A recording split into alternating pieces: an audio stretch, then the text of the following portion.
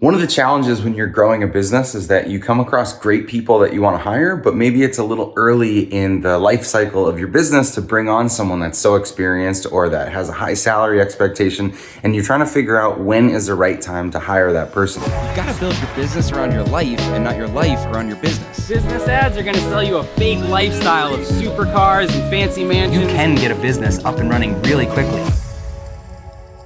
So one of the thoughts I was having this morning is we're looking at this neighborhood. It's a brand new neighborhood up north where we want to get a cabin, and we're driving around the neighborhood and looking for houses, and there's parts of the neighborhood that they're just starting to build. And what was so weird is, like, amidst all the construction and the dumpsters and the scraps on the street and everything, there's like one house at the end of the cul-de-sac that's fully built, cars in the driveway. It's not a model home, people live there. And it's there, it's ready to go. It's like as if the whole neighborhood existed.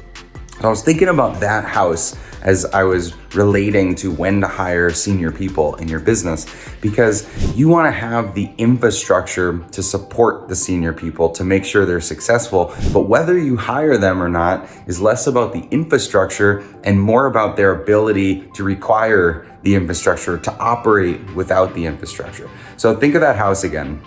It could be a small house, it could be a big house, it doesn't matter the size or the salary equivalent of that property. But what matters is how much do they care about driving through a neighborhood where they're the only one there and they've got no neighbors and they're gonna be amidst construction for a couple years.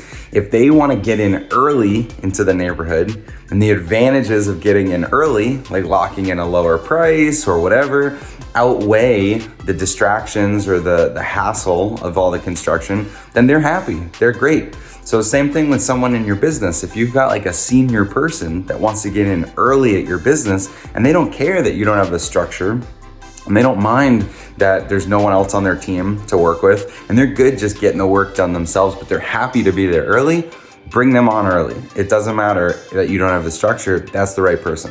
But if they're gonna start bothering you about the amenities in the neighborhood and how there's no structure and how they have to drive past the construction all the time and all that, they shouldn't have moved in, right? Like, they shouldn't be in the neighborhood until it was fully baked. So you've got to really think about the people you're bringing into your business. Are they happy being isolated, being early, but being the only person on their street?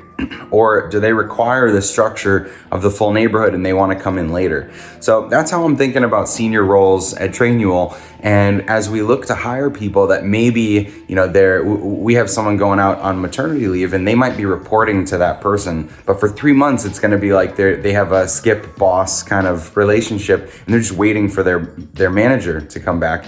If they can't handle that kind of structure where they're on the cul-de-sac alone for a few months, then they're not gonna be a fit right now. We shouldn't hire them. But if they can handle that and they're excited and they wanna be early and they fully understand what they're getting into, then it could be a really good hire. So that's how I'm thinking about when to bring people in. Hopefully the analogy helps a little bit for you. And I still don't know if I wanna move in that neighborhood. I kinda want a little bit more structure in the neighborhood since I have less structure in the business.